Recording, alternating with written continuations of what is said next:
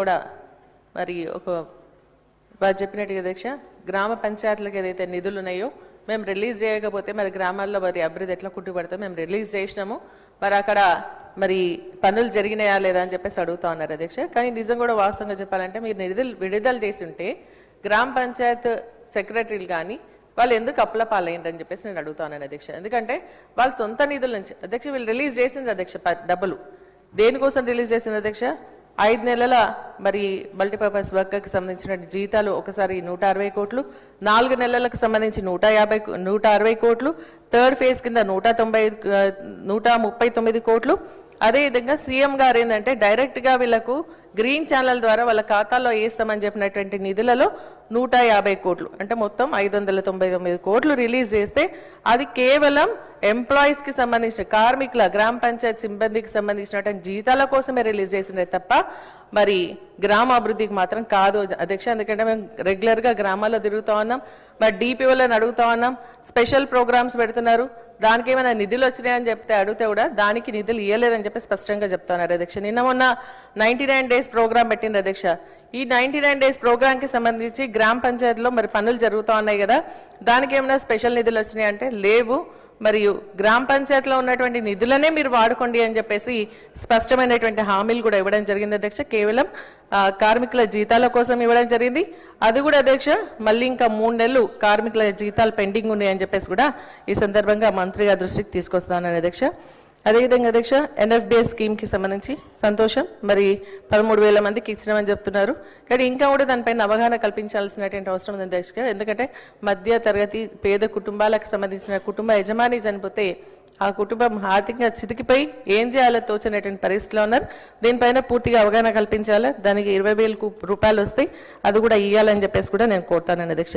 మరి ఇందిరా మహిళా శక్తి భవనాలకు సంబంధించి మీరు డబ్బులు ఇవ్వలేదు అని చెప్పేసి అన్నారని చెప్పేసి మంత్రి గారు అంటున్నారు అధ్యక్ష. నేను ఇవ్వలేదని చెప్పలేదు అధ్యక్ష. పోయినసారి 110 కోట్లు పెట్టిండ్రు, ఖర్చు చేయలేదు, మళ్ళీ సేమ్ 110 కోట్లు పెట్టిండ్రు. మరి అది నిజంగా వాస్తవంగా ప్రతి జిల్లాలో కూడా మరి ఒక బిల్డింగ్స్ నిర్మించాలని చెప్పేసి మా ఒక కోరిక అధ్యక్ష. మరి మంత్రి గారు చెప్పింది ఏంటంటే 58 కోట్లకు 30 కోట్లు రిలీజ్ చేసినామని చెప్తున్నారు. నేను అడిగేది ఏంటంటే మరి మొత్తం అన్ని జిల్లాల్లో కూడా ఈ పనులు ప్రారంభించి కంప్లీట్ చేయాలని, అదేవిధంగా పట్టణాలకు సంబంధించినటువంటి బిల్డింగ్స్ను కూడా మరి కట్టించాలని చెప్పేసి నేను ఈ సందర్భంగా మంత్రి గారిని కోరుతా ఉన్నాను అధ్యక్ష. అదేవిధంగా ఇంద్రమ ఆత్మీయ భరోసా అధ్యక్ష, దీంట్లో ఏంటంటే హామీ ఇచ్చినప్పుడు 20 పని దినాలని మాత్రం చెప్పలేదు అధ్యక్ష. దానివల్ల చాలా మంది మరి అర్ధ గుంట, 1 గుంట, 2 గంటలు, 3 గంటలు ఉన్నటువంటి రైతులు కూడా నష్టపోతా ఉన్నారు. కాబట్టి వారికి ఈ యొక్క 20 పని దినాలు అనేటువంటిది తొలగించి మరి ఇంద్రమ్మ భరోసా ఇవ్వాలని మేము కోరుతాను. ఇప్పుడు మా హరీష్ రావు గారు చెప్పినట్టుగా అధ్యక్ష మరి ఫస్ట్ ఇది 24th అంటే 2024లో జనవరిలో స్టార్ట్ చేసిన అధ్యక్ష. దాంట్లో ఏంటంటే 5,14,705 మందిని టార్గెట్ పెట్టుకున్నారు. దాంట్లో చాలా తక్కువ మందికి ఇచ్చిండ్రు, అది కూడా 88,000 మందికి ఇచ్చిండ్రు. కేవలం 6,000 రూపాయల చొప్పున 53 కోట్లు మాత్రమే ఇవ్వడం జరిగింది. అయితే ఈ ఇయర్ కూడా సేమ్, పోయినసారి కూడా 5 లక్షల మందికి టార్గెట్ పెట్టుకున్నా ఒక్కరికి కూడా రూపాయి ఇవ్వలేదు అధ్యక్ష. మరి 413 కోట్లు పెట్టిండ్రు. కాబట్టి ఇప్పుడు కూడా నేను మంత్రి గారిని కోరేది ఏంటంటే ఆ 5,14,000 మందికి ఖచ్చితంగా ఇవ్వాలని చెప్పేసి కోరుతా ఉన్నా. ఆ నిధులు మరి ఈ యొక్క నిబంధనను సడలించాలని, 20 పని దినాలను సడలించాలని కూడా కోరుతాను అధ్యక్ష. అదేవిధంగా ఎన్ఆర్ఈజెస్కి సంబంధించి కూడా మరి నేను మాట్లాడినప్పుడు కేంద్ర ప్రభుత్వం ఇస్తామని చెప్పేసి చెప్తున్నారు. 100 రోజులు 150 చేస్తామని, 300 రూపాయలు 350 రూపాయలు చేస్తామన్నారు. పోయినసారి 250 రూపాయలు మాత్రమే రావడం జరిగింది. అది కూడా ఒకసారి పరిశీలించాలని చెప్పేసి కూడా నేను కోరుతాను అధ్యక్ష. అధ్యక్ష పెన్షన్స్ విషయంలో అధ్యక్ష మరి అవ్వాతాతకి ఇప్పుడు మంత్రి గారు మాట్లాడుతూ మేము ఏం తీయలేదు, చాలా వరకు అయితే ఏవైతే చనిపోయినటువంటి వాళ్ళకి మాత్రం తీసినామని చెప్తున్నారు అధ్యక్ష. కానీ అక్కడ కారు ఉన్నా, ట్రాక్టర్ ఉన్నా అటువంటి వాళ్ళని తొలగించడం జరిగింది అధ్యక్ష. ఎందుకంటే ప్రభుత్వమే ఎస్సీ ఎస్టీస్కి కార్పొరేషన్ ద్వారా మరి అదేవిధంగా రైతులో కూడా సబ్సిడీ మీద ట్రాక్టర్స్ ఇవ్వడం జరిగింది అధ్యక్ష. అటువంటి వాళ్ళను కూడా ఇప్పుడు ఇండ్లకు లబ్ధిదారుల కింద సెలెక్ట్ చేస్తలేరు, పెన్షన్స్ విషయంలో కూడా తొలగించడం జరుగుతోంది. కాబట్టి వారికి ఖచ్చితంగా ఇవ్వాలని చెప్పేసి కోరుతాను అధ్యక్ష. చాలా విధంగా ఇప్పుడు పెన్షన్స్ మేము కొత్త ఇచ్చినామని చెప్తున్నారు అధ్యక్ష. ఏమి ఇచ్చిందంటే భర్తకు ఓల్డ్ ఏజ్ పెన్షన్ ఉంటే భార్యకి దాన్ని విడో పెన్షన్ కింద కన్వర్ట్ చేయడం జరిగింది తప్ప కొత్త పెన్షన్స్ అయితే ఇవ్వలేదు అధ్యక్ష. చాలా అప్లికేషన్స్ పెండింగ్ ఉన్నాయి. ఒక్కొక్క గ్రామంలో మరి విడోస్ ఎవరైతే ఉన్నారో వితంతులు వాళ్ళు పెన్షన్ కోసం ఎదురు చూస్తా ఉన్నారు అధ్యక్ష. మరి వికలాంగులు కూడా సర్టిఫికేట్ ఏదైతే వ్యాలిడిటీ అయిపోయిందో 5 years ఒకసారి ఇస్తారు అధ్యక్ష, అది అయిపోయిన తర్వాత మళ్ళీ దరఖాస్తు పెట్టుకున్నారు. అప్పటిదాకా 4,000 పెన్షన్ తీసుకున్నటువంటి వాళ్ళకి ఈ సర్టిఫికేట్ మళ్ళీ రెన్యువల్ చేయించుకున్నాక పెన్షన్స్ వస్తలేదు. కాబట్టి అటువంటి వాళ్ళని గుర్తించి ఇమీడియట్ గా పెన్షన్స్ ఇవ్వాలని చెప్పేసి కూడా మీ ద్వారా నేను మంత్రి గారిని కోరుతాను అధ్యక్ష. మరి రోడ్ విషయానికి వస్తే దగ్గర మేము చాలా రోడ్లు వేస్తున్నారు, కానీ మా నియోజకవర్గంలో అయితే ఒక్క రోడ్డు కూడా కాలేదు. మన వరదల వర్షాలకు సంబంధించి ముఖ్యమంత్రి గారు నియోజకవర్గం మెదక్ జిల్లాలో రివ్యూ చేసిన అధ్యక్ష. రివ్యూ చేస్తే మేము అనుకున్న 100 కోట్ల రూపాయలు వస్తాయి అనుకున్నాం, కానీ కేవలం మెదక్ జిల్లాకే చాలా రోడ్లు కరువైన 1 crore rupees మాత్రమే ఇవ్వడం జరిగింది. ఎక్కడ కూడా మరి దాన్ని రిపేర్ చేయలేదు. కాబట్టి స్పెషల్ గ్రాంట్ ఇచ్చి దాన్ని రిపేర్ చేయించే విధంగా చూడాలని చెప్పేసి కూడా నేను ఈ సందర్భంగా కోరుతాను. ఎందుకంటే చాలా కాజ్వేలు కొట్టుకుపోయినాయి, అదేవిధంగా బ్రిడ్జెస్ కొట్టుకుపోయినాయి, రోడ్లన్నీ కూడా గుంతలమైనవి. కాబట్టి వాటికి నిధులు కేటాయించాలని చెప్పేసి కూడా నేను కోరుతాను అధ్యక్ష. మరి మిషన్ భగీరథ సంబంధించి అధ్యక్ష వారు చెప్పడం జరిగింది ఏంటంటే కేసీఆర్ గారు ఉంటేనే నీళ్ళు వస్తాయా లేకుంటే రావా అంటే, ఇది నిరంతర ప్రక్రియ అధ్యక్ష. ఏ ప్రభుత్వం ఉన్నా కనీస వసతులు కల్పించేటువంటి బాధ్యత ఉంటుంది. కానీ కేసీఆర్ గారు ఒక బృహత్కరమైనటువంటి కార్యక్రమాన్ని తీసుకొచ్చి ఇంటింటికి నెలా కనెక్షన్ ఇచ్చి నీళ్ళు ఇవ్వడం జరిగింది అధ్యక్ష. అయితే దాని మెయింటెనెన్స్ లేకపోవడం వల్ల కొంత ఇబ్బంది జరుగుతుంది. కాబట్టి దాన్ని మెయింటెనెన్స్ చేయాలని చెప్పేసి దాని ద్వారా ఇంటింటికి నీళ్ళు ఇవ్వాలని చెప్పేసి కోరినా. నేను క్రాష్ ప్రోగ్రామ్ అధ్యక్ష. మరి మంత్రి గారు చెప్పింది ఏంటంటే ప్రతి నియోజకవర్గానికి 5 కోట్లు ఇచ్చడం 10 కోట్లు ఇచ్చడం అంటున్నారు అధ్యక్ష. కానీ ఏ నియోజకవర్గానికి కూడా తాగునీటికి సంబంధించి కొత్త బోర్ వేయలేదు కదా, ఇంతవరకు కొత్త బోర్ కూడా ఇవ్వలేదు అధ్యక్ష. కాబట్టి ఇప్పుడైనా సమ్మర్ యాక్షన్ ప్లాన్ కింద మిషన్ భగీరథ పైన ఆధారపడకుండా మరి సమ్మర్ యాక్షన్ ప్లాన్ కింద కొత్త బోర్లు మోటార్లు ఇవ్వాలని చెప్పేసి కూడా నేను మీ ద్వారా మంత్రి గారిని కోరుతా ఉన్నాను అధ్యక్ష. అదేవిధంగా అధ్యక్ష కళ్యాణ్ లక్ష్మి షాదీ ముబారక్ గురించి అధ్యక్ష. మరి నేను మొన్న మాట్లాడినప్పుడు అంటే మరి పొన్నం ప్రభాకర్ గారు కూడా లేరు ఇక్కడ. వాళ్ళు ఏమన్నారంటే మీరు సైన్ చేసలేరేమో అని చెప్పేసి అంటున్నారు అధ్యక్ష. ఒక ఎమ్మెల్యేగా మరి లబ్ధిదారులకు ఎక్కడ ఇబ్బంది కలగద్దని రోడ్డు మీద ఉంటే రోడ్డు మీద కూడా సంతకం పెట్టి పంపిస్తా ఉన్నాను అధ్యక్ష. అయితే కళ్యాణ లక్ష్మి పిల్ల వచ్చిన తర్వాత పిల్ల పుట్టిన తర్వాత ఇస్తున్నారని చెప్పేసి అంటే వాళ్ళు ఆ రోజు నవీన్ అధ్యక్ష మీరే తప్పు చేస్తున్నారని చెప్పేసి అంటున్నారు అధ్యక్ష. నా నియోజకవర్గాన్ని అత్నూరా మండలానికి సంబంధించి అధ్యక్ష మరి గోపాల్ మహేశ్వరి డాటర్ ఆఫ్ గోపాల్ వీళ్ళకి సంబంధించి పెళ్ళయింది 18/2/2004 అధ్యక్ష. ఈ 2026 అంటే 2 years అయిపోయింది. ఇంతవరకు కళ్యాణ్ లక్ష్మి షాదీ ముబారక్ రాలేదు అధ్యక్ష.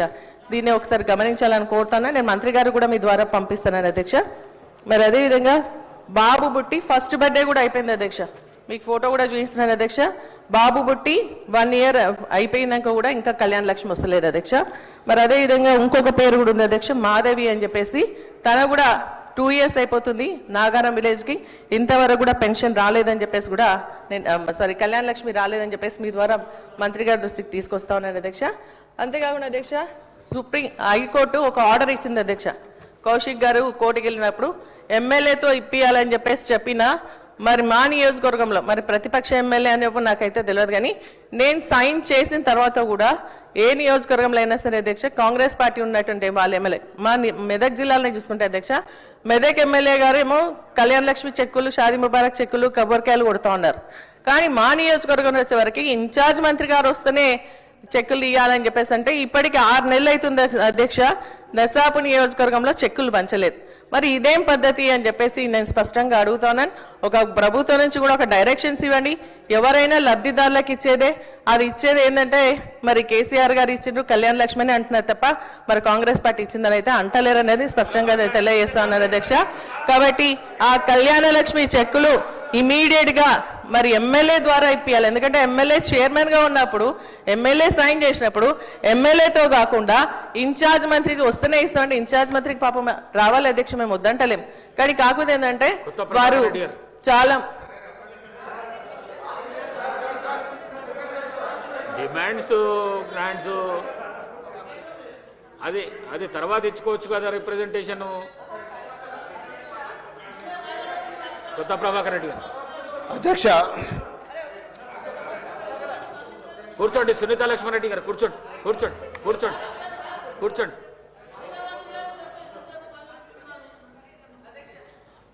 మీకు అవకాశం ఇచ్చిన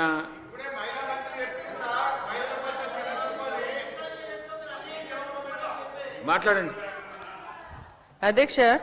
నేను తప్పేం మాట్లాడతలేదు అధ్యక్ష. కొన్ని సమస్యలు ప్రభుత్వం దృష్టికి తీసుకొస్తా ఉన్నాను అధ్యక్ష, అంతకుమించి ఇంకేం లేదు. అదే ఎందుకంటే ఎమ్మెల్యే ప్రోటోకాల్ అధ్యక్ష, మా ప్రోటోకాల్ కాపాడాల్సినటువంటి బాధ్యత మీదే అధ్యక్ష. ఇది పద్దులు నడుస్తున్నది, పద్దులు కాదు అధ్యక్ష, బద్దల గురించి ప్రోటోకాల్ గా మీరు స్పీకర్ గా మాకు చైర్మన్ కాబట్టి మీ దృష్టికి తీసుకొస్తానని అధ్యక్ష. ఇది కరెక్ట్ జరుగుతలేదు వాస్తవానని అధ్యక్ష. కూడా మన సీతక్క గారు చెప్పింది అధ్యక్ష, ఫీల్డ్ అసిస్టెంట్లకు గుడ్ న్యూస్ అని చెప్పేసి వారిని మరి నిజంగా కూడా జీతం వారికి ఏంటంటే అందరికీ ఒకే జీతం, గ్రూప్ హెల్త్ ఇన్సూరెన్స్ ఇవన్నీ కల్పిస్తామని చెప్పింది అధ్యక్ష. సర్క్యులర్ 4779 ప్రకారంగా వాళ్ళు తిరిగి తొలగించిన వాళ్ళని తీసుకుంటామని చెప్పారు.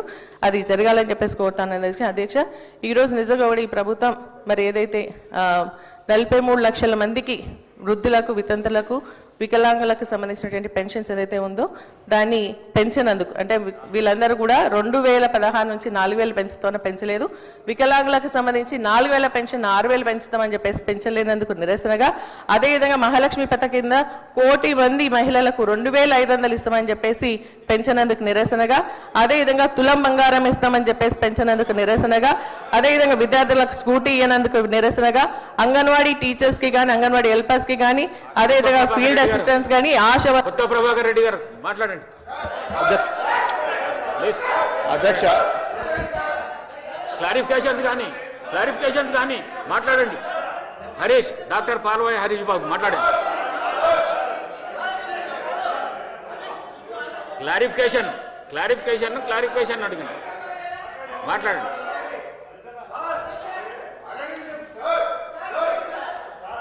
పంచాయతీరాజు పద్దు మీద క్లారిఫికేషన్ అడగడానికి అవకాశం ఇచ్చిన అధ్యక్షుల వారికి ధన్యవాదాలు. ఇవాళ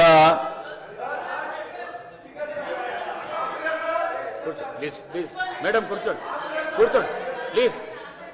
లేదు పద్దులు మాట్లాడాలి కానీ ఏం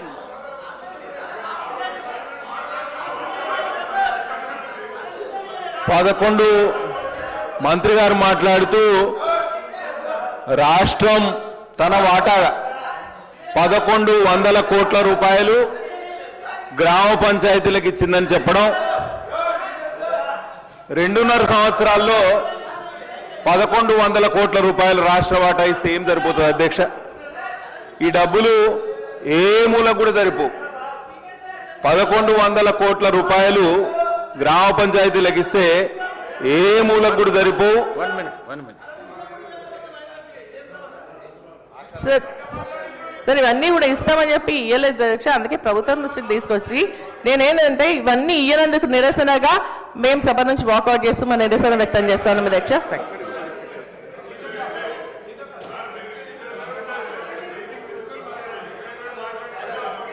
హరీష్ రావు గారు.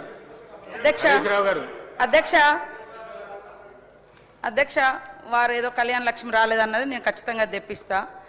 లగ్గమాయే పిల్లలాయే, మరి ఇంతవరకు కళ్యాణ లక్ష్మి రాకపోయాని ఇది వాళ్ళది అధ్యక్ష, వాళ్ళది. ఇవాళ మనం అన్నిటికీ క్లియర్గా చెప్పినా కూడా కావాలని సత్యాలకు దూరంగా అసత్యాలు చెప్పడం వాళ్ళ నైజం.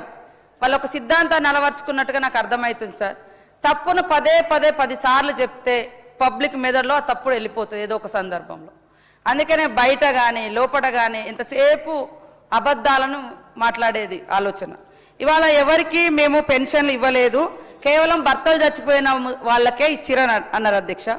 ఆమె మాజీ మంత్రి గారు మాట్లాడేటప్పుడు కనీసం రిపోర్ట్ తెప్పించుకోవాలి కదా, మరి సీతక్క అన్ని ఇచ్చినా అన్నది ఎక్కడి నుంచి ఇచ్చింది, ఎవరికి ఇచ్చిందని.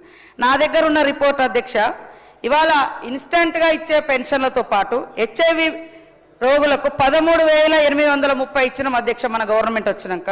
కిడ్నీ వ్యాధి ఉన్నటువంటి వాళ్లకు 4,696 కిడ్నీ పేషెంట్లకు ఇచ్చినాం అధ్యక్ష.